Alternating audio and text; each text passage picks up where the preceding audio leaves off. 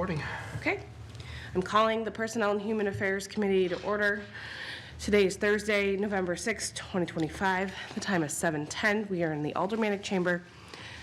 This has been duly noticed in two places, including the city's website, in accordance with the requirements of RSA 91A. Would the clerk please call the roll? Yes, Alderman Senate is here. Alderman Lopez. Alderman Jetty. Here. Alderman Clemmons, Vice Chair. And Alderwoman Kelly, Chair. I'm here. All right. Also joining us is Alderman Klee. I can't see far, I'm sorry. Don Enright. Dawn Enright, And Megan. CFO, and Megan Karen. Okay. First up is public comment. Would anyone... Sorry, I'm also on Zoom. Oh, sorry, we also have Alderman Moran via Zoom. Thank you. Okay. First up is public comment. If anyone would like to speak on anything we're taking up this evening, please come to the mic. I think most of the people in the gallery are here for interviews. So, Communications. there are none. Interviews. First up for the Greeley Park Advisory Committee, we have Kathleen Lodi, new appointment, term to expire November 13, 2028, 12 Bartlett Avenue, Nashua, New Hampshire. And Richard Smart, new appointment, term to expire October 14, 2028, 159 Searles Road, Nashua, New Hampshire. And Megan Want can to sit sit on this next to side? you. Then you can all sit You want together. them on that side? Yeah, because then they can all sit Okay. together. Yeah, we don't want to be lopsided. Okay, I don't blame you. I don't blame you one bit. So just so you know, you're both interviewing for the same, so she'll introduce you. You can talk, and then we'll open it up to any questions from the aldermen as a group affair. Makes it a little easier for all. Okay. Ms. Karen, go ahead. Thank you. Good evening. For the record, Megan Karen, Chief of Staff. Just to clarify before I get started, you'd like me to introduce both candidates and then? Okay. So we have two nominations tonight for the Greeley Park Advisory Committee. The first being Ms. Kathleen Lodi. I'm actually going to turn it over to Alderwoman Klee. Ms. Lodi came highly recommended from Alderwoman Klee, so I'm gonna share the floor. May I? Sure. Thank you, Madam Chairwoman. I've known Kathy just about since she moved into Ward 3, into Nashua, and one of the stories that I love about Kathy is she stalked the neighborhood because she truly loved the area. So she drove around and so on, and the park was one of the things that she loved. We've talked about it with different things that have happened within the park, and so when it came up to this time, and I had kind of put out that we needed some people here, Kathy was one of the people that had stepped up. We've had some really good applicants and so on, but I do believe that Kathy and her husband Bob, they have this love for the park, and I know it keeps sounding very redundant, but they go through the park, they talk about the different issues with the trees, with the different paths and so on, but I'll let Kathy speak more for herself, but I strongly hope that you will support her nomination. Thank you, Alderman Klee. Alderman Klee has been an amazing advocate for Greeley Park. My story is, I probably for 2 decades I stalked the neighborhood. I would park, I'm a lover of old homes. I would park at Greeley and I'd walk down Concord Street and look at all the homes, and I went to the New Hampshire Institute of Art in Manchester, and one of my classes was to study historic styles, architecture, and homes. And downtown Nashua was my stomping ground for that. There were so many examples, and it was my dream to always move to the neighborhood. Things finally came together in late 2020, and in 2021 we moved in. And while I was unloading our moving truck, we got a notice from a developer that there were going to be 44 units going in up the street and all up against Greeley Park.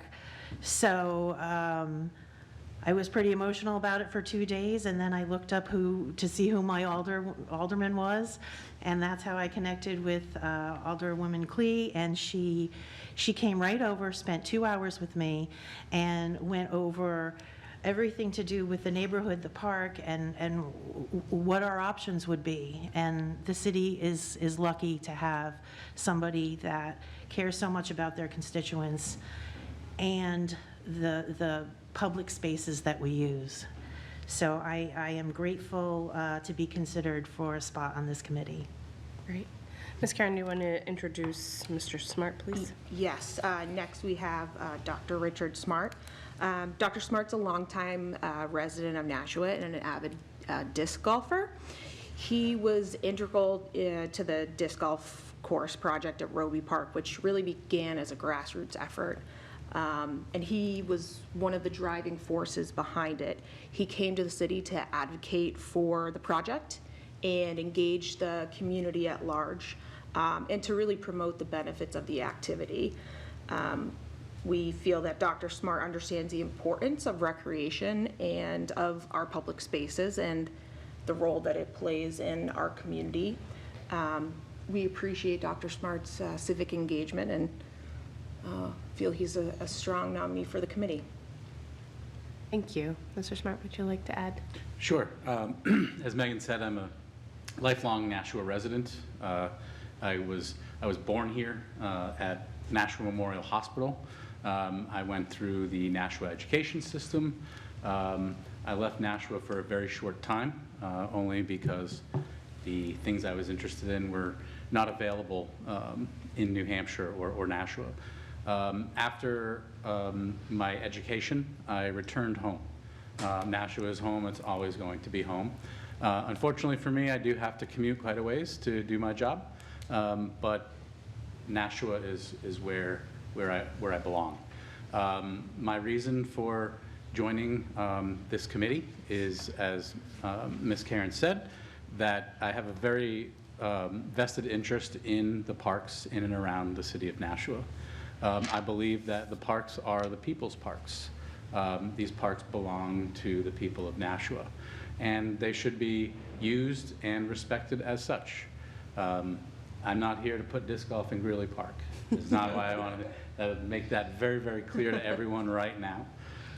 In fact, I think one of the things we need to do with Greeley is kind of get rid of some of those eyesore baskets that are on Manchester Street.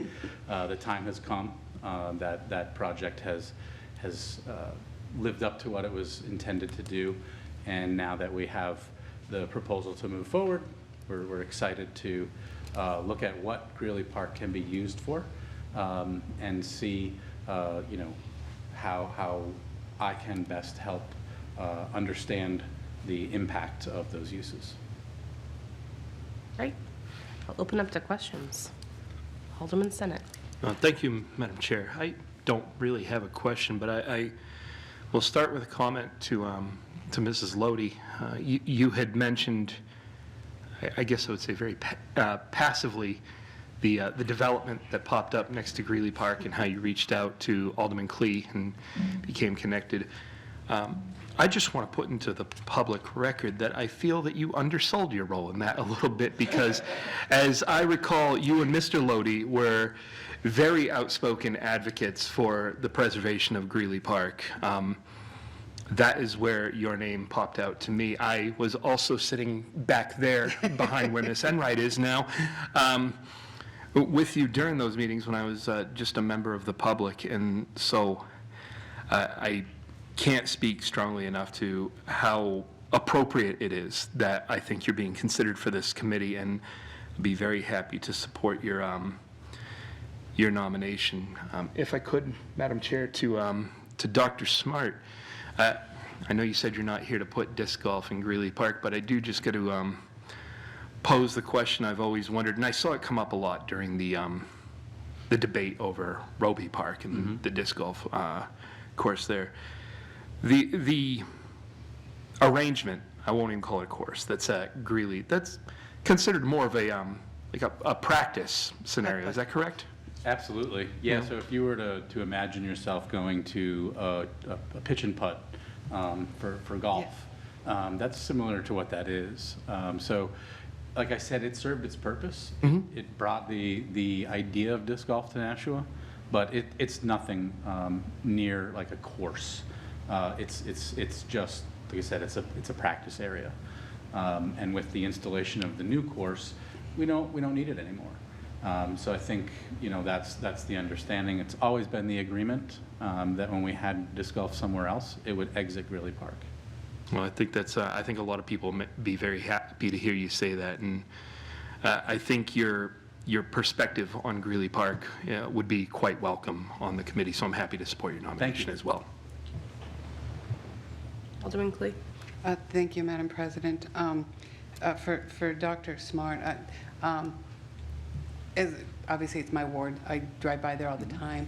Quite often, and you may be aware of it, the LARPers, the live, the live role play people are there they tend to use their swords against those as if they're dragons and so on. And they set up their tents, they do the whole thing. That's really the only true activity that I see within that area. And to both of you, I would love to see something more developed there. Because I think that it's such a beautiful place, and I had to fight that the community that was put in there and all the 17 acres of trees that were taken down. They tried to put the water pipes through that area, and I was able to negotiate it to go down the fire road, and so on. It took out less trees, and it was less invasive in the park. Is there anything, and this is for both of you, and I'll start with Ms. Lodi. Is there anything that you have ideas of what you would like to see in that area, whether it be picnic tables or anything like that? And then Mr. Smart, if you wouldn't mind. Or Dr. Smart, I'm sorry, I apologize. The area where the disc golf things Yeah, are now? the putt-putt, as I call it. I feel like we have opportunities on both the east and the west side for things, and that can be anything from expanding. I would love to see the gardens expanded, and I don't know if that would mean carrying it through to the west side, but there's a 2-year wait for those garden plots. I've talked to people who have them. They love the opportunity to put their hands in the dirt, and I think that just makes the community a lot healthier, especially as this is a densely populated part of the city, and we're only going to get more dense. And as more apartment complexes go up, people need a place to walk through. They need some big trees to see. They need to smell nature. They need to put their hands in the dirt. And if we can give them an opportunity, add a few more plots, especially as we change things around, including DPW moving out of there, there's an opportunity to let the public know that they can start in Manchester Street, go all the way through the park, across Concord Street, and get all the way to the river. And that's fantastic, and I don't think a lot of people know about that. And I would love to be part of, helping market that to the community. Agreed. I think almost any use of that area would be impactful. 3 things popped into my head right away. There used to be a fitness course there. Yeah, in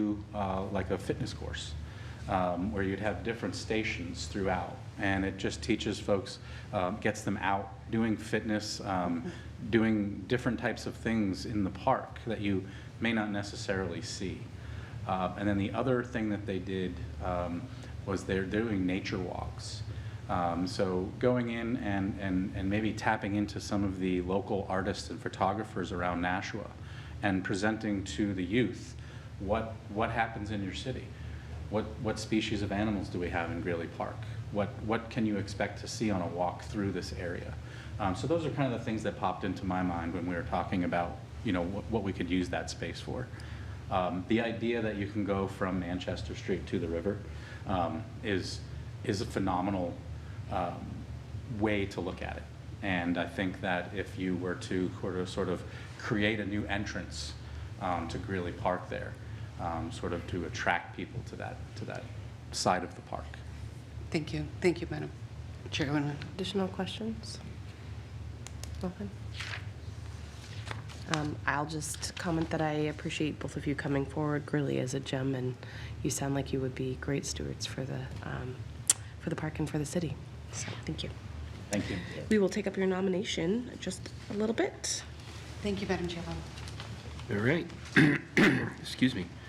Next up, for the Historic District Commission, we have Michelle Ernest, new appointment alternate, term to expire November 11, 2028, 40 Concord Street, Nashua. Come up.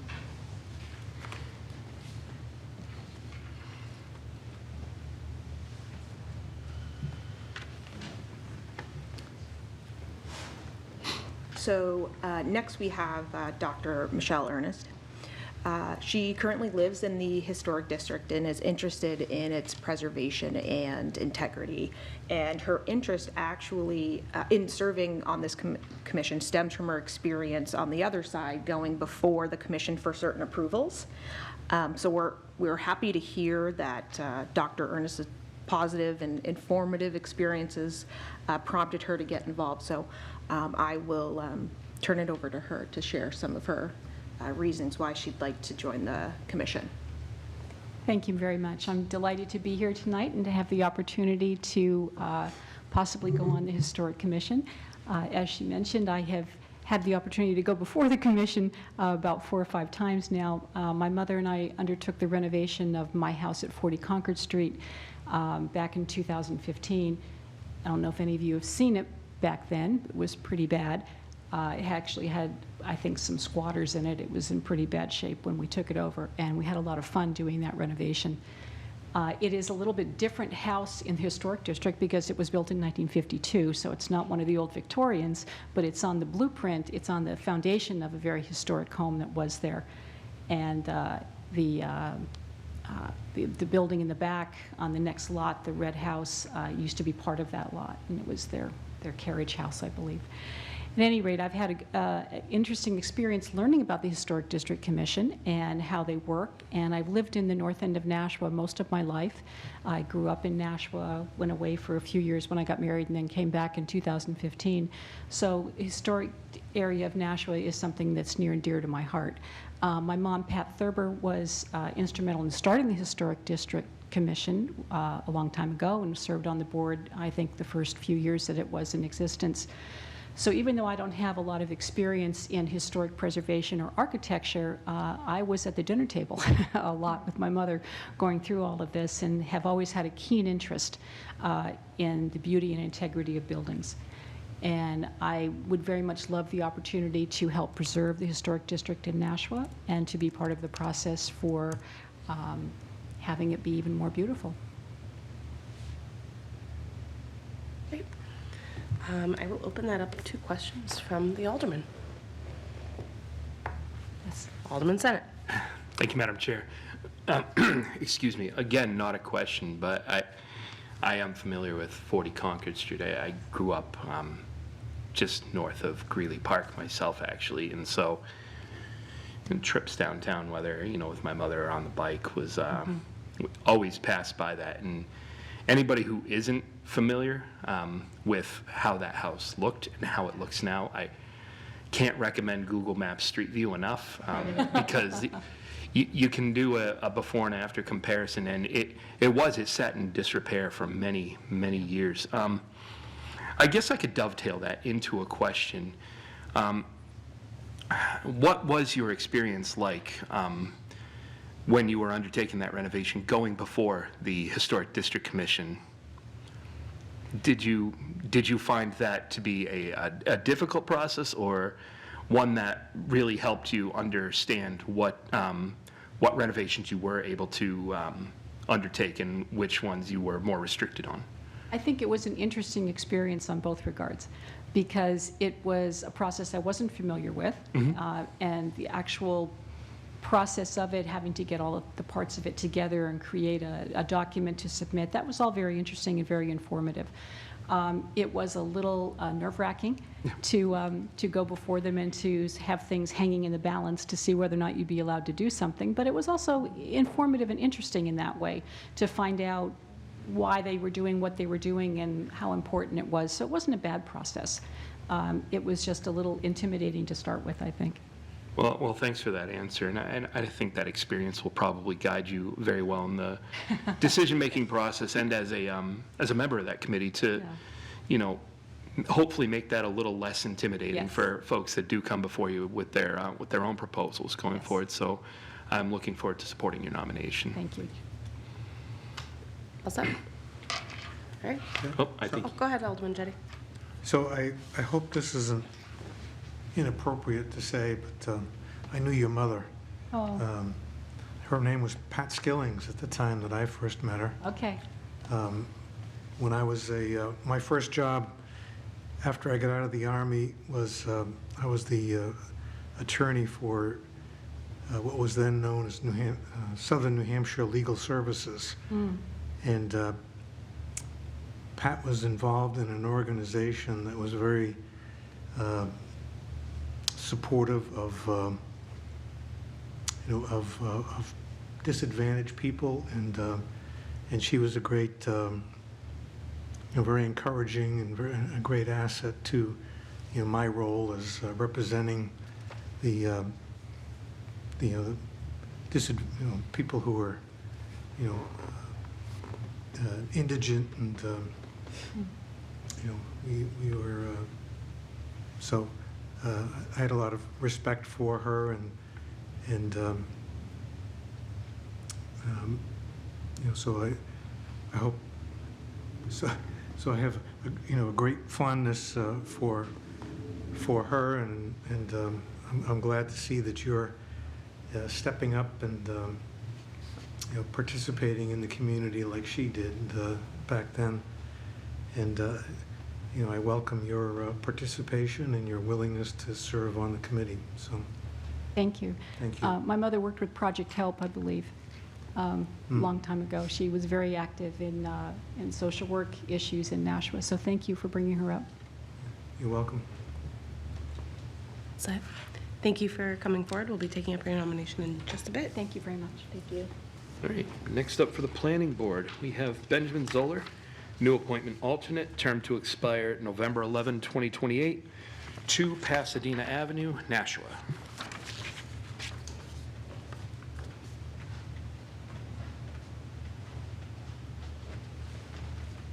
Good evening. Ms. Karen? Thank you. So next, we have Mr. Benjamin Zoller. He expressed the desire to become more involved with the city, particularly in its planning. He is a civil engineer by trade, and as you can tell from his resume, holds various licenses, certifications, and professional memberships. He has an extensive background with relevant experience that spans different projects across the country. He understands how city planning affects residents' quality of life and the prosperity of a city. And because of that, Mayor Donchis feels like he would be a great addition to the committee. So I'll turn it over to Mr. Zoller to share a little bit more about himself and why he'd like to be part of the planning board. Thank you so much. Not too many prepared remarks, just like to mention that I'm passionate about the process of planning. It's a very important, process to the development of a city, and it has to happen in an organized way.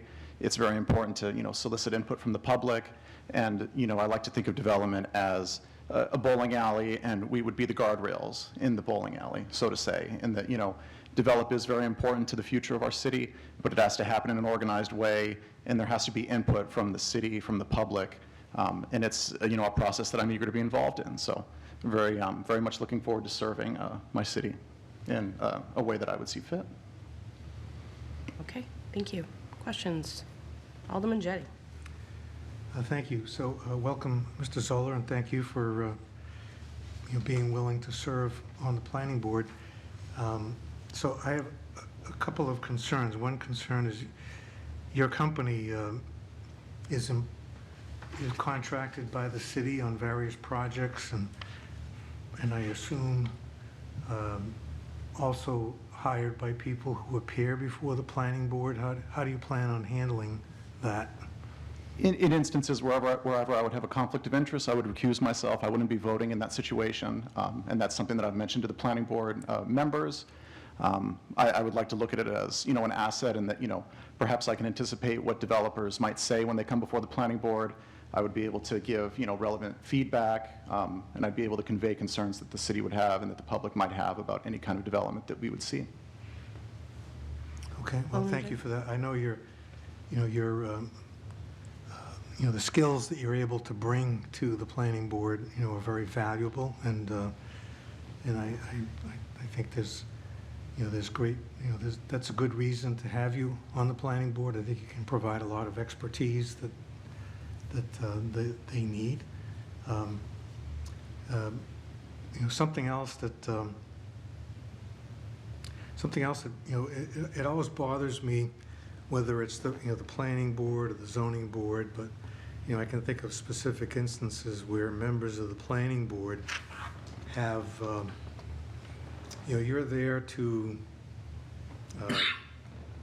it's the alderman, it's the city who passes the zoning ordinances through their elected representatives, the Board of Aldermen. And it's happened more than once where I've seen members of the planning board talk about how a particular ordinance, in their opinion, was no longer appropriate, that it had outlived its usefulness, and they will make changes, or approve projects that don't conform to the ordinances.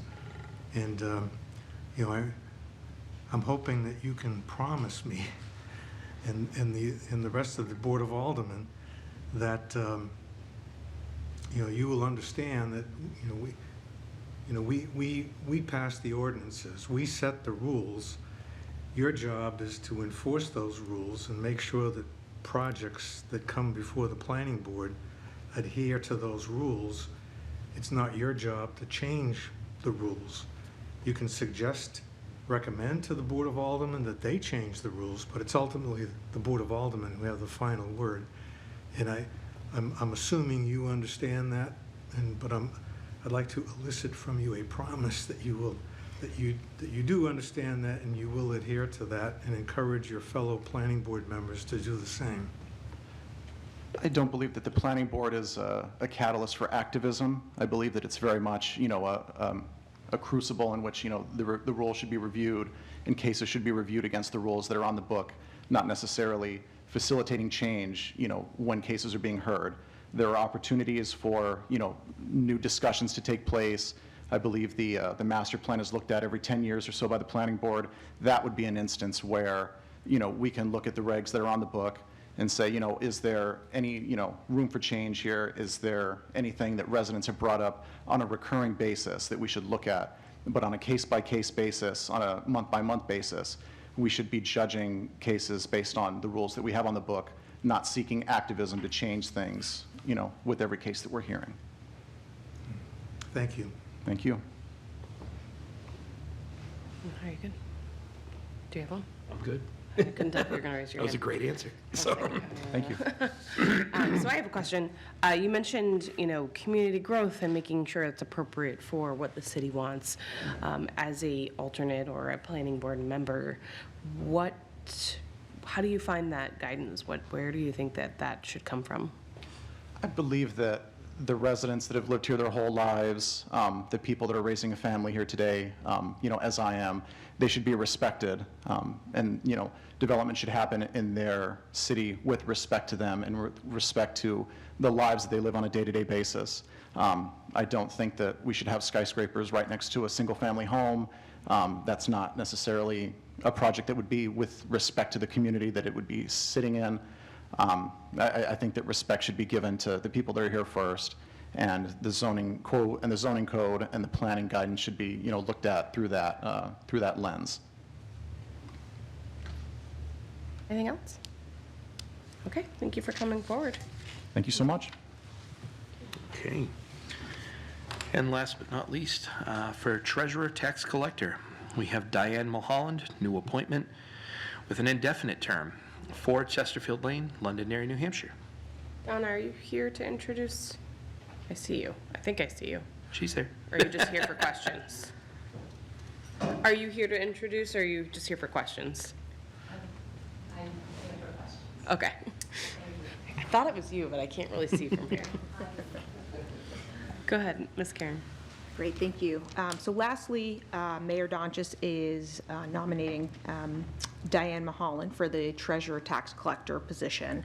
As you know, Don Enright accepted the CFO position in late summer, and we then posted the Treasurer Tax Collector position internally and externally.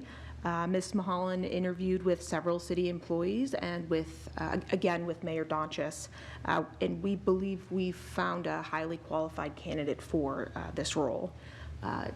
Diane brings over 30 years of municipal experience to us. She currently serves as the Deputy Tax Collector in Lebanon, and she's held several different roles, including Finance Director, I believe Town Clerk, Deputy Treasurer, Welfare Director in various municipalities across the state of New Hampshire. So with that being said, I'm going to turn it over to Ms. Mulholland, and she can share why she is interested in joining the city of Nashua. Good evening. I'm Diane Mulholland. I've been the tax collector in Derry. I've been the finance director in Allenstown and Claremont. I think I have a well-rounded experience to work well in Nashua. I've gone through COVID. We're trying to figure out how to still collect money and work under closed conditions. I've dealt with an embezzlement case in Allenstown. I've just been in this for a very long time, and I really enjoy my work. I've deeded tax properties. I've worked with residents to do tax payments. I've had to work with the auctioneers to auction property, do buybacks. And I look forward to a new challenge and a new chapter in my life. Thank you. I'll open up to questions. Alderman Jettie. Yeah, well, thank you. Looking, where you've worked before, you've been in some tough situations. And so you've had combat experience, I guess I would say. So welcome to Nashua, and I hope that you find the conditions here a lot easier to deal with, and that you will enjoy your stay here. And Thank you. hope it's a long one. Thank you. Alderman Senate. Well, thank you, Madam Chair, and again, welcome. Thank you. My question to you is, again, looking through your resume, you've definitely been in some challenging situations, which lead me to believe that you're well capable, suited for the job. My question to you would be, as I'm sure many of my colleagues can attest to, we do have a residency in Nashua that has a great deal of value on information. We have folks throughout the community that have many questions, especially as they relate to property taxes, their home valuations, things of that nature. And I was hoping that you could speak a little bit to your comfort in interacting with the public in that degree, and how well you feel you deal with strong pushes for information. I rely on the law. Mm-hmm. So I do very well with speaking with the public, and I try to educate them on what the laws are and why we have to do the things we have to do. I try to work with them as much as I can to try to make it so that they can do payment plans and things like that to get caught up again. I've been very successful with people that have been behind on taxes to actually get completely caught up. You know, and I'll work with the assessing department to find out if there's exemptions and things like that that people will qualify for. But basically, you know, trying to educate the public is the best way to help them understand what's going on with their taxes. Follow-up? Thank you. Thank you for that answer. You sound like you have a lot of confidence with that, which fills me with confidence. My follow-up on that in regard to educating the public is, I have a background myself in accounting and finance, and I find that one of the trappings that I even fall into sometimes is assuming that everybody knows what I'm talking about, which for folks outside the realm of accounting and finance is not always the case. We have our own terminology and abbreviations that we use, and sometimes people look at me cross-eyed a little bit when I'm trying to explain them. Do you feel that you're comfortable conveying some of the more in-depth information that you would be dealing with in a way that a layperson could understand?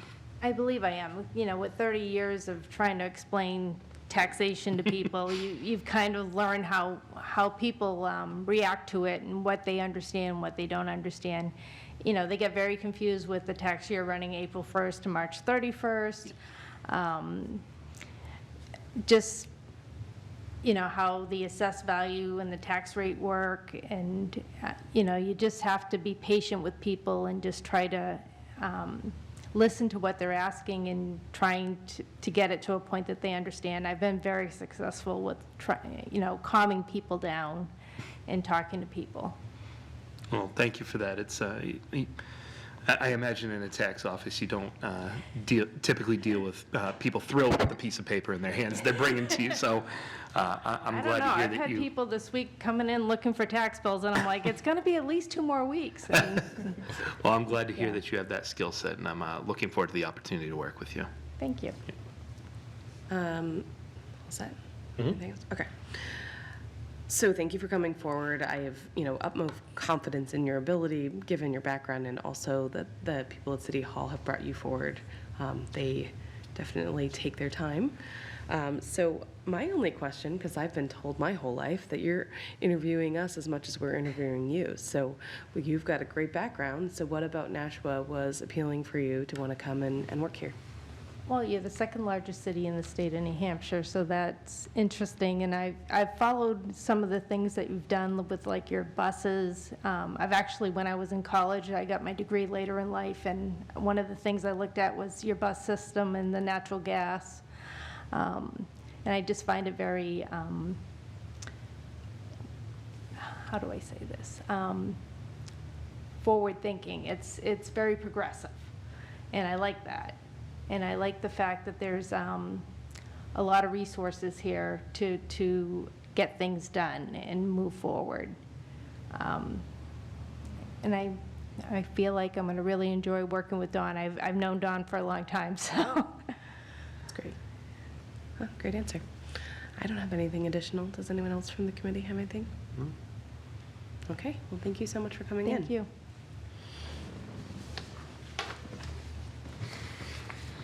We are moving on. Thank you, Megan. We're all set. To discussion. Want me to read that part? Yeah, All right. please. So we have a discussion on the formation of a special aldermanic committee on unhoused policy.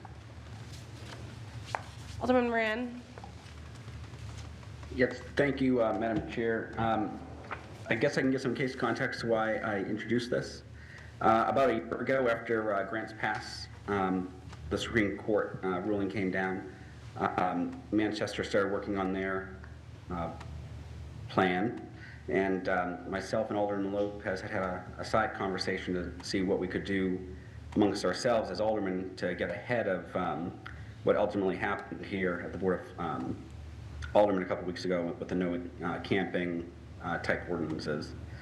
Ultimately, I met with the mayor, Chief of Staff Karen, and the president of the board, Laurie Wilshire, and discussion ended, instead of forming a special committee to look at housing and unhoused issues in the city a year ago through either a joint effort between the city administration and the aldermen, or just the aldermen. It was ultimately recommended that Alderman Lopez and I have joint meetings between Human Affairs and PDC, which we did.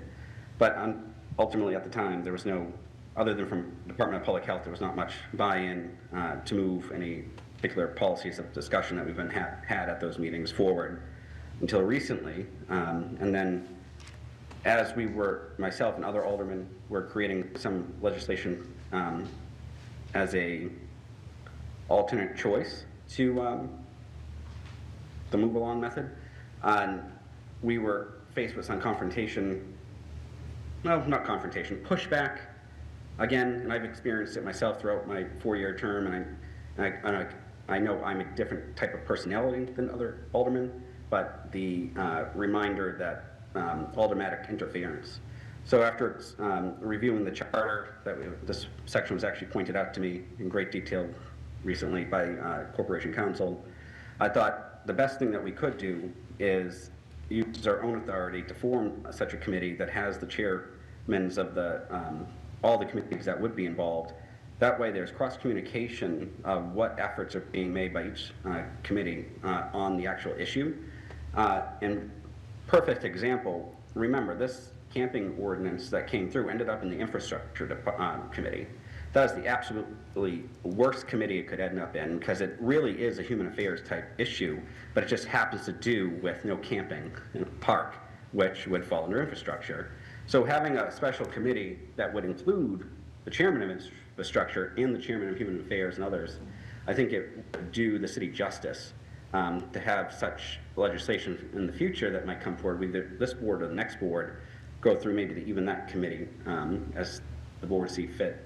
But I think there's so much siloing in the city, intentional or not, policy driven or not, it just happens, it's human nature. And I feel like utilizing the city charter, the strengths that we have as an alderman, a board of aldermen, to form such committees to not just offer solutions, but to provide oversight of how our funding mechanisms are executed by the city department and the vision that our constituents have elected us to represent is actually followed through on with a more sense of urgency than as more of a we'll get to you when we feel we want to get to you type of approach. So with that, I would open up any questions, if what this would look like. Again, like I said at the first meeting, you could start it here at this board, you could bring it back at the next board. I think it's worth the conversation that the siloing has to end on such serious issues that we're facing, like the unhoused situation, affordable workforce housing, and not leveraging in the power of cross-communication versus this whole, well, this is my committee, I'm the chairman, I'll let you speak when I want you to speak type of approach. All set, Alderman Rand? Yes, I am. Go ahead, Alderman Senate. Thank you, Madam Chair. Alderman Moran, could you remind me, because my brain's a little foggy this week, which committee chairs are you envisioning this committee being comprised of? I think he said almost all of them. We're not getting sound from you. Yeah, I think you're muted, No. Alderman Moran. Thank you, I'm so sorry. I would, as I discussed at the previous board, it would have been the Human Affairs Chairman, who would also serve as chair of the committee, because this seems right. The chair of this committee, Personnel Administrative Affairs, Budget, Infrastructure, and PEDC. So, buildings, parks, planning, zoning, economic development, budget, and administrative policy. Are you all set, Alderman Senate? For the moment, my wheels are turning. So I'll respond. I mean, I know this was sent to me because you brought it up in the meeting and we wanted to have more discussion around it. I have a couple of thoughts. I do agree that some of these things are bigger than the individual committee that they go on. Specifically, the infrastructure makes a lot of sense. I'm concerned for a couple of reasons. One, because I think that Alderman Clemmons and Alderman Lopez are really good voices in this space, and they're not here to talk on this this evening because the meeting was moved. So that's concern one. And then my other concern is, well, a couple of them. I think that your thought process makes a lot of sense. I worry about setting up committees sort of ad hoc like this, and then they kind of run the course. I mean, even Alderman Lopez can talk about, we used to have one on, I think it was called the homelessness. And then it kind of, right, so, yeah, it was substandard living, Yeah. thank you. So I worry about that, and then, you know, the other thing that's been on my mind is it potentially more appropriate to do more of a working group type format where it's not just aldermen around the table, but other people who are involved in these specific city services, and then can come forward like the ad hoc committee that looked at all of the different bonding and give recommendations to the full board, so that it's a little bit more flexible to have some discussions, but to your point, making sure that that conversation is not siloed by one committee or another. Those are my thoughts. Yeah. Go ahead, Alderman Wright. Yeah, so all valid points, and again, I think kind of what I alluded to back at the last meeting, like we're a little under 2 months left of the term. Whether the current board moves forward with this or not, or at least the conversation has started, I think that's the most important piece, because as we are seeing, we saw it in live action, right? The ad hoc committee that you just suggested, that's exactly the ad hoc type of approach Alderman Lopez and I proposed to the mayor and the president of the board, and that was turned down. I think we are clearly in not prevention stage in the city when it comes to this issue. We are certainly working towards it, but we are in a reactionary moment that I feel that an ad hoc committee or a committee like this, in any shape, way, or form that it comes out of, will have support now. You know, it's you know, people like Alderman Lopez and I, who work in social services and healthcare, may be seen as alarmist at times. It's just because we can know patterns and the social science behind what is happening in the infrastructure of the social service spectrum a little bit closer than others. But I think you guys are, and I'm still an alderman, but we're having a conversation that what's clearly happening, there's no real results being driven to resolve the problem because of that siloed situation. And we have these issues going to committees. Quite frankly, they don't have the heart for it. They have the mind and the wherewithal and experience, but not the heart behind it. Because you're talking about roads and parks. It's not a human type of issue that goes to committees like that. When you bring everyone together who has those type of experiences, whether it's human affairs, planning, etc., then you combine the heart with the mind and practically the soul, and then you have outcomes that'll be better for everyone involved, because everyone's voice is actually being heard and shared equally or equitably in a way that you're not shut down because you have an opinion that is, you know, not a priority. I'm sorry that you were unsuccessful in getting this going a year ago, because I know we've been, the alarm has been being sounded to us for a long time, so. And I would, anyone can request those right-to-know records of that meeting. I'm sure, I know someone was taking notes. But I represent to what I know to be accurate based on my memory, as I recall. Yeah. Alderman Senate, go ahead.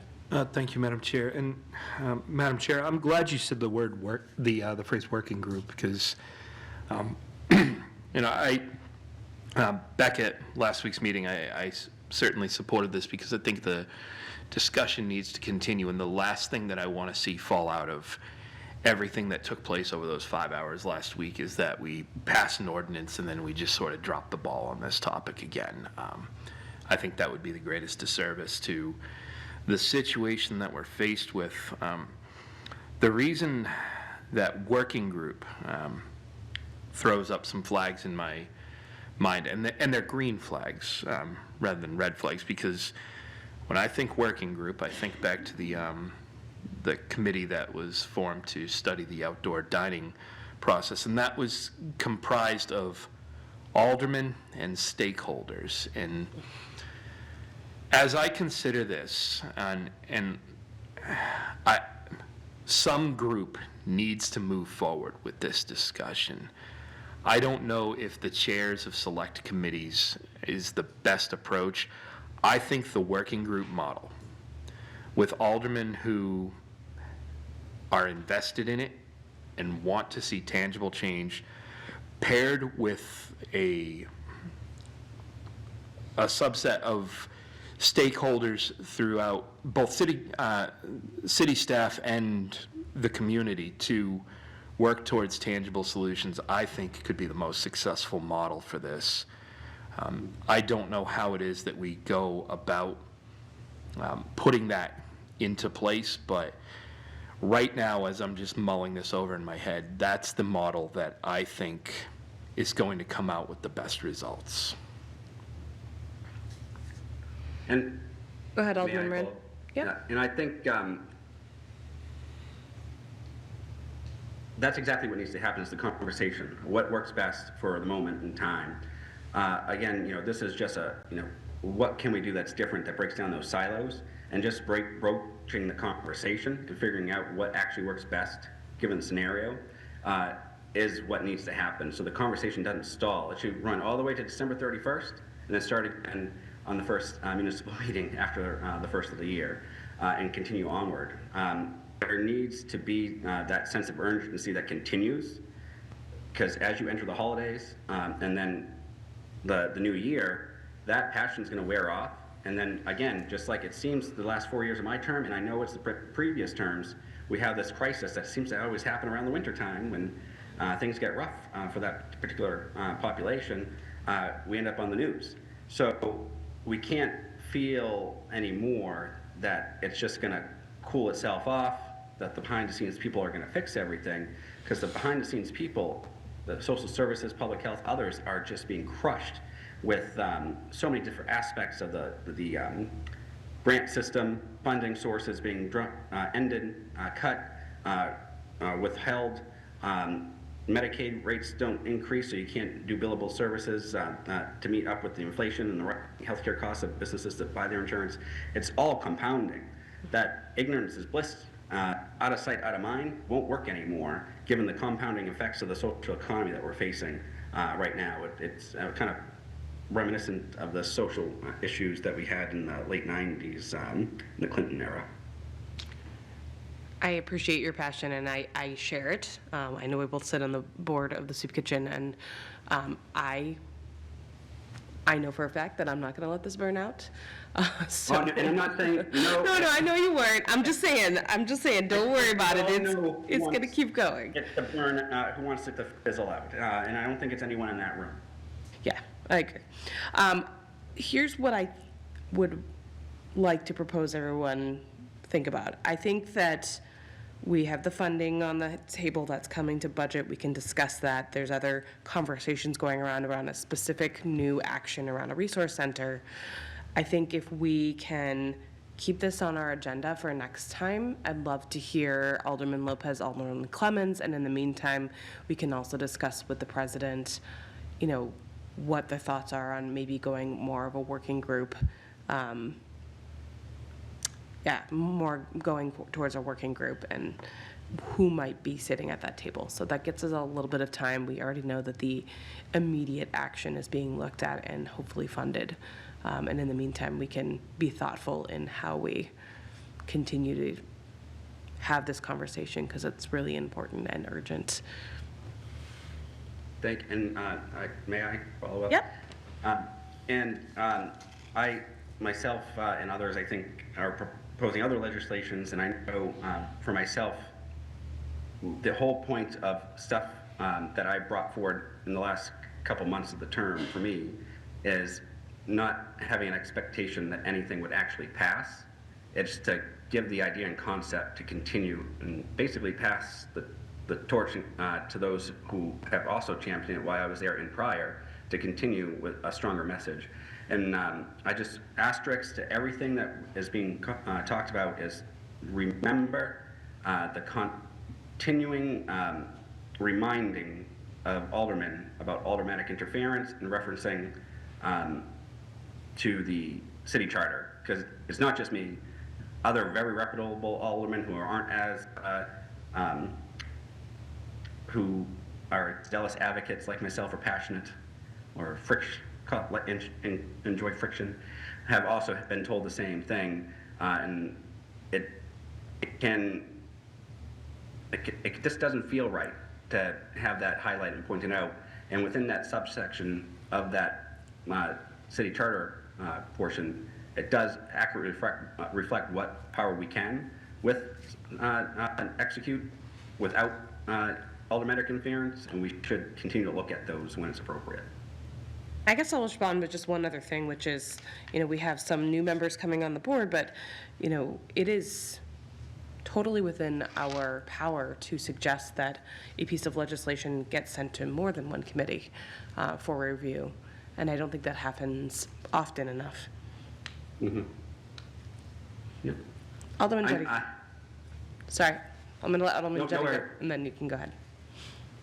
Go ahead. So thank you for bringing this up. I'm sorry that that we are not having this discussion 4 years ago when you first joined the board, and I was on the board at that time. I think you're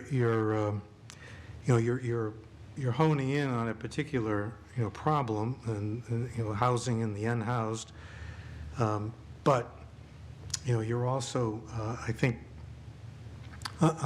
I may be wrong, but I'm also detecting, or maybe it's my own interpretation, my own thoughts, and that is you're kind of commenting on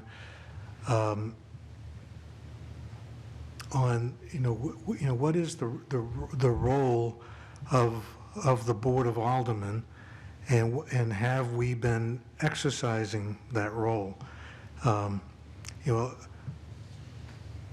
A lot of people don't understand, because they watch they watch what's going on in Concord and in Washington and other places, and they see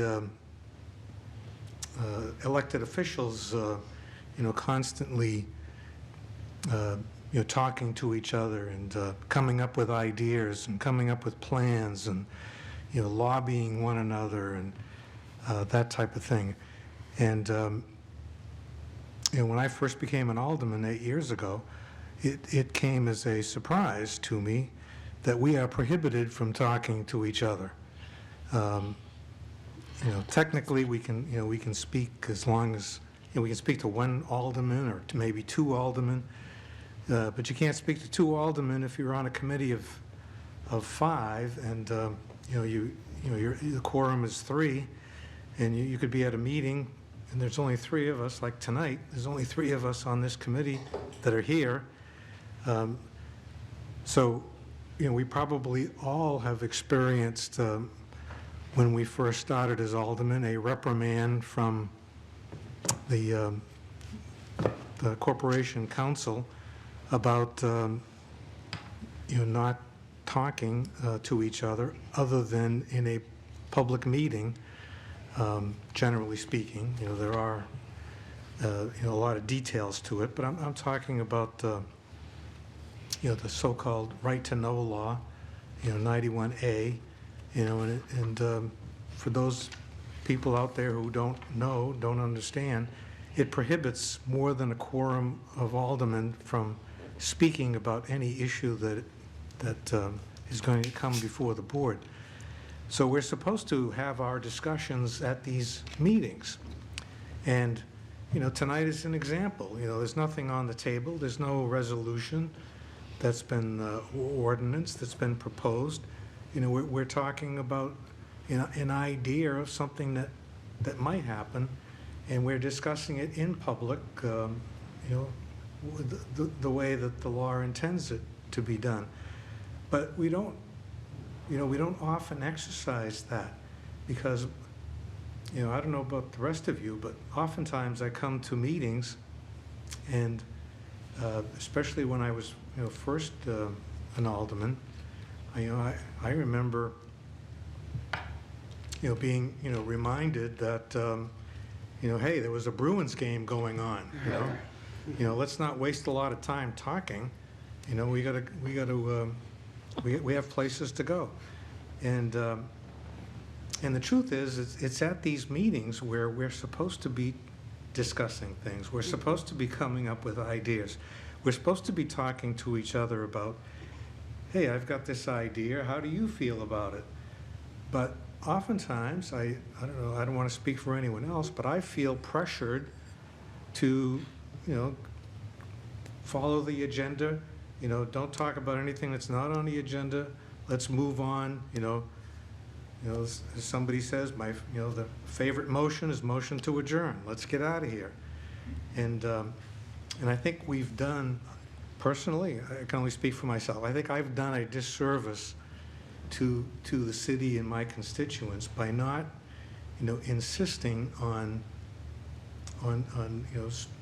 spending our time at meetings, fully discussing issues, coming up with ideas, even before something, is proposed. I mean, the usual thing is you get an idea, you talk to legal, and you say, I've got this idea. They come up with an ordinance or a resolution. It gets submitted. It comes before the board. It's the first reading. It's sent to a committee. And then, the committee, adopts, recommends passage, or recommends that it not be passed, or amends it and stuff, and you kind of lose, the ability to, to come up with something, a good piece of legislation, because, I know I've certainly been, criticized to, if I come up with an amendment at the, the board meeting, I know I'm not the only one who's been reprimanded for not doing the work at the committee. And I know some of us have tried to do things at the committee and we're told, no, go to legal and bring it up at the full board. And so somebody goes to legal, comes up at the full board, and it's all, well, this should have been done at the committee. It's very, and it takes, especially for new aldermen, and, we're all new at the beginning, it takes a lot to push against the more established, the more experienced people here. So I'm glad you've brought this up, but I did not catch what charter provision you are using to when you say, we can create this committee. Can you repeat for me the charter provision, because I'm very Yes, interested. Charter Section 47-A. I actually have it, I'm not at my office at the moment, but I have it hung on the wall as a reminder to never violate City Charter 47-A. Okay, well, I'll take a look at it. So, the idea of this, of this committee, and you're trying to get the, I think you said that you tried to get the president to form this committee, and it didn't happen, and so now you're trying to, do it, have the aldermen do it. I think it's a great idea. When I was looking at, various committees, and, I came across, I don't know how many of us are aware that there is a strategic planning committee. And it's composed of the chairs of the Planning and Economic Development, Budget Review, Infrastructure, the mayor or a designee, president of the Board of Education, the chairman of the Police Commission, the chairman of the Fire Commission, the vice chair of the Public Works, and the chair of Library Trustees. I've never heard of this committee I've never heard of the committee. I've never heard of them meeting. I've never heard of any results of any meeting that they've had. It doesn't seem to be anything.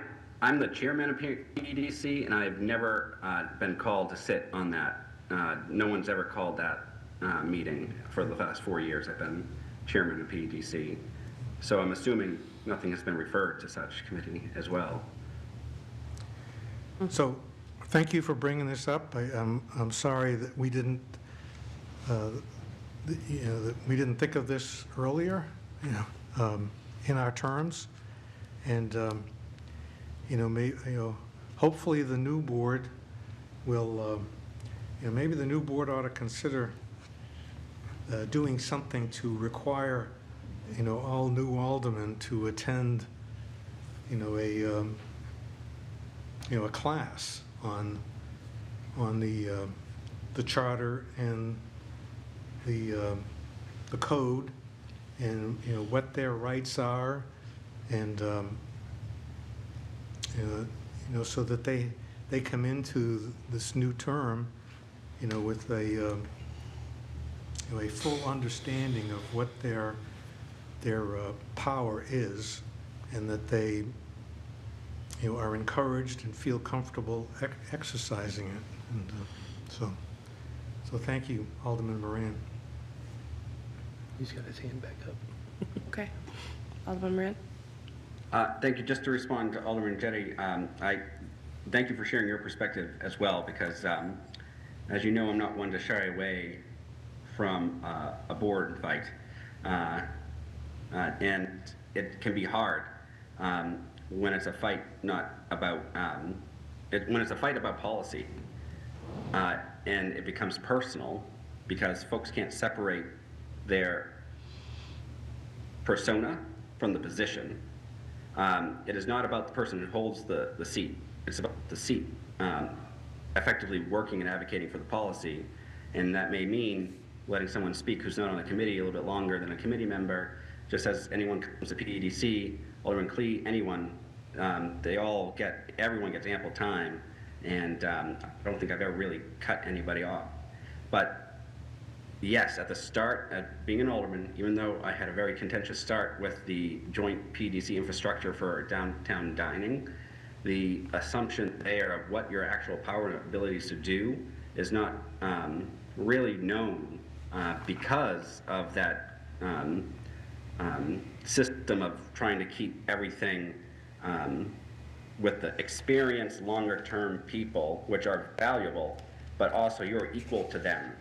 You're equal to them in every manner, whether you're a one-term alderman or not, because you've been elected by the people to have that same power of vote as they do. Some people are chairmen, some people aren't. That doesn't really matter much. It's that knowing that you can bring forth legislation, whether the city wants to do it or not. You can talk about it in public, whether they want to do it or not, unless it might violate some kind of fair negotiation process. And I hope at the last 3 or 4 boards I've seen that grip of that olden time way of doing government slip, and that control no longer be as firm as it once was. And I'm encouraged by that, because in order for things to actually change, you have to be willing to look at your friend and say, that's a bad idea. We're not going to do this. You're wrong. But you can still vote your way, even though you're wrong, and vice versa. And that's people's opinions, but these are very important things we're dealing with. Housing, people need to afford to live here, and we're pricing them out because we don't want to confront that the policies of my party has caused devastation to the working class people who are being priced out and homeless in the city. I'm going to tie this up, but I think that this has been a good discussion. I think one of the things that occurred to me in the last 5 minutes of discussion is that if we look at it as a working group, that is more a preemptive look at this. How do we look at policy? What kinds of things can we recommend? When we did the working group on the police commission, there's a lot of stakeholder conversations, and then we put forward a suggested plan, just like they did with the ad hoc spending. So that has one function. One of the things that you've brought up, Alderman Moran, is, the siloedness. I don't know that that necessarily will fix that. I also think that a committee like this is more reactionary once the legislation's already created, and asking how that's vetted and making sure it's not siloed. So there could be, I think there's a lot of nuance and really good discussion here, and I want to keep it going. I don't know if anyone else in the committee wants to add to this before we move on. Or Alderman Clee, you're also allowed to speak. That's fine. I just didn't see you come in. No, you always give me the chance to speak, please. I never felt, and either of your committees, I've never felt put off. So thank you very much to both of you for that. And I apologize, I was not here during that discussion, but just hearing the last few moments of it, if you don't mind, I just wanted to add something.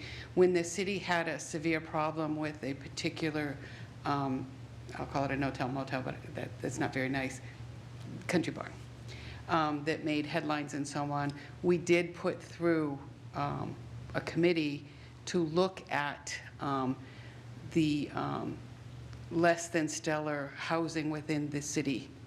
So we have been reactionary in the past to create committees, and I apologize, Alderman Moran, that I couldn't be here to listen to your presentation. I had to be up in planning, but so the city, the Board of Aldermen has put together a, to look at issues and so on. We disbanded that, I think, 2 years ago, simply because there wasn't anything coming forward into it. So we do have a precedence that we could put through a committee or a work group or whatever to look at a problem, and then once we feel that that problem has been resolved or is no longer an issue, which this particular one is not going to be, if what the title of the unhoused is, that'll be a long time going. But still, you can, I think that is within the body of this group to be able to do something like that, to put that together. Even if it's just a, as long as it's needed kind of type of things. And we have precedence of having done that. Yeah, and that's been the discussion, is that we've definitely done it before. We don't want to add committees that will just sort of become defunct, like substandard. Right. But also, how do we be flexible in this discussion? Yes, thank you. That should have been happening for a very long time. Yes. So I think what we're going to do is just keep this on the discussion, because my initial thing was that I was disappointed that Alderman Clemens and Alderman Lopez, who are very passionate about this, were not able to be here. Totally my fault, because I moved this from election eve to tonight. I think if everyone's okay with leaving it on, let's bring it back up at the next committee meeting, have some discussions then as well, and just keep moving the ball forward. I look forward to hearing it. Alderman Moran, are you happy with that? Yeah, that'd be great, and I just would have one more request of the committee, if you could also keep my legislation regarding foreign ownership on the table as well, until Alderman Clemens returns to the committee. I believe he had comments and input as well. All right, so noted, thank you. My favorite part. Application to license hawkers, peddlers, itinerant vendors license. None. Appointments by the mayor. I'd like to make a motion to recommend the following new appointments to the Greeley Park Advisory Committee. Kathleen Lodi, with a term to expire November 13, 2028, and Richard Smart, with a term to expire October 14, 2028.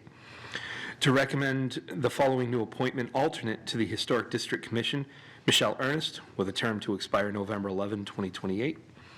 To recommend the following reappointment to the Nashua Housing and Redevelopment Authority, Thomas Monahan, with a term to expire October 14, 2030. To recommend the following new appointment alternate to the Planning Board, Benjamin Zoller, with a term to expire November 11, 2028. To recommend the new following appointment as Treasurer Tax Collector, Diane Mulholland, with an indefinite term. And to recommend the following reappointments to the Zoning Board of Adjustment, Steve Lionel, with a term to expire September 30th, 2028, and Jay Mancaro, with a term to expire September 11, 2028. You've heard the motion. Any discussion on that motion? All those in favor? Aye. Any opposed? And that motion carries. Thank you, everyone who came out for your interviews. You will be Donna will reach out to you to come forward for confirmation at the board. Probably next, Yeah, most likely, yeah. yeah. Thank you. All right, unfinished business. There is none. New business resolutions. There are none. New business ordinances. There are none. Tabled in committee. I believe we're leaving Keefe on the table. I believe so. I believe we're leaving foreign ownership on the table as requested by Alderman Moran. Correct. What would you like to do with O25-056? Madam Chair, I'd like to make a motion to remove from the table O25-056. You've heard the motion. All those in favor? Aye. Any opposed? All right. So now before us, we have O25-056, rules for remarks by aldermen at meetings. Madam Chair, I'd like to make a motion to recommend indefinite postponement. Thank you. The motion on the floor is for to recommend indefinite postponement. That was requested by the original maker of this piece of legislation. So, unless there's additional conversation, all those in favor? Aye. Any opposed? Great. Does anyone from the public wish to speak? All right. General discussion, we just had a lot of it, but anyone else want to add? Alderman Jettie. So I would just like to comment on the ordinance regarding remarks by aldermen. It was, an ordinance that was, intent, I don't remember all the details, but I do kind of remember the general feeling that since we limit the public comment to 3 minutes, that the remarks by aldermen should be limited to 3 minutes as well. And I just want to, reminding people of the discussion we just had, that we aldermen are supposed to be talking about things at these meetings in the public. And, so for the people who think that we speak, and I know I've been accused of this. Recently, I got an angry email reminding me of this. But this is our job. We're elected as aldermen to come to these meetings and talk about city issues and, discuss problems and try to come up with solutions. It's not true that we can't talk about anything until there is an ordinance or a resolution that's put on the table. The discussion by aldermen, any alderman at any meeting can bring something up that, if he or she chooses to. That's in our rules, and it's part of the process. And so, we can't limit the aldermen in discussing things. That's their job. That's the whole purpose of having these meetings, is for aldermen to discuss things and try to come up with solutions. So it's different. The public is here. Some people think it's their constitutional right to come to these meetings and say things. It's not. The public does not have a constitutional right to come to a meeting of the Board of Aldermen and talk about anything they want for as long as they want.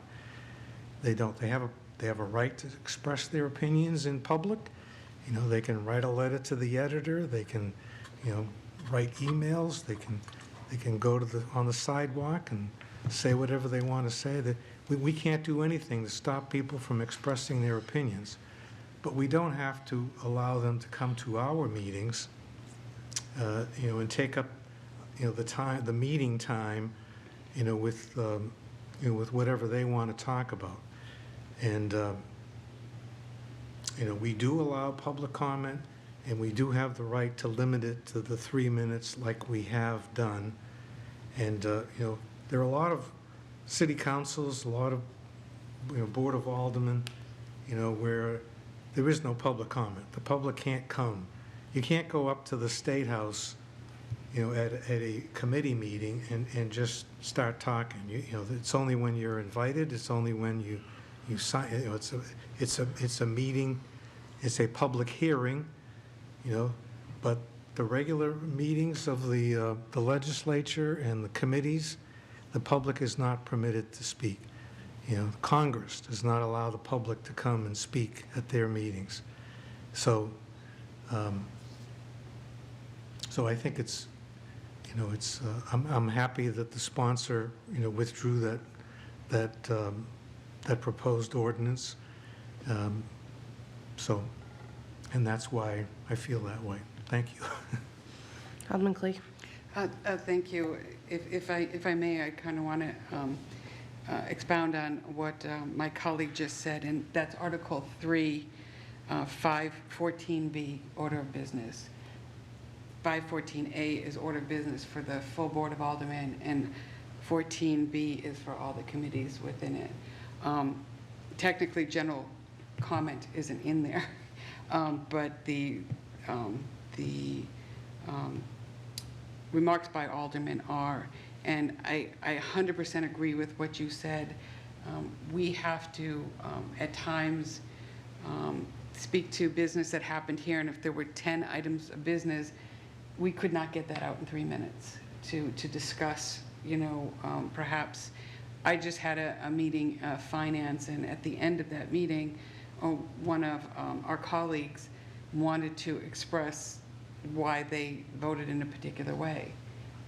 And I would want to make sure that that person had that opportunity to do that. They wanted to know that it was done without malice and so on, and what their logical reason was. That's just something on a simple kind of basis, but I felt that they had the right to have that opportunity to do that.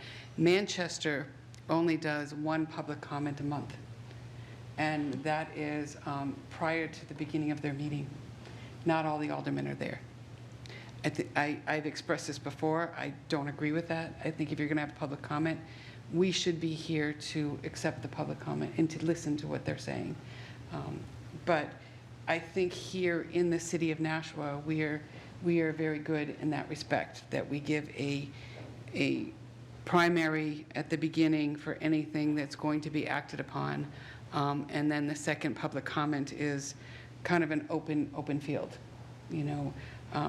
We need tough skin at times for some of the harsh remarks, and maybe sometimes we deserve them and maybe sometimes we don't. But regardless, I think we are good. It is not the constitutional right that they have this.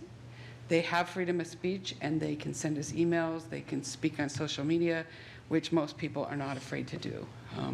So I too am glad that this was pulled back and requested for indefinite postponement, because I think it would have done a disservice to the people of the city if we weren't able to do our jobs. And speaking such as this is doing our jobs. And I can tell you for a fact, there are times that, and Alderman Jetty, I probably am as long-winded as anybody in this horseshoe. So, but there are times when I've had my constituents who have reached out to me and said, "Thank you for what you said. I didn't know that, or I didn't understand when that was happening." So sometimes I may be long-winded, but it's so that I'm speaking to them, not just my colleagues here or the people here. It's the people that are listening. So I appreciate your comments. Thank you.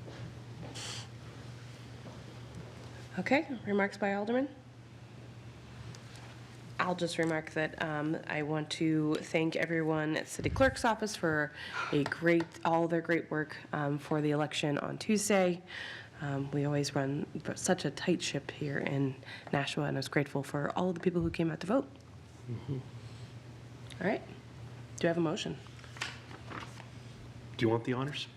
I'll make the, it's not my favorite motion, but it's someone else's favorite motion. And that is to adjourn. All those in favor? Aye. Any opposed? We are adjourned at 8:34. That was hilarious.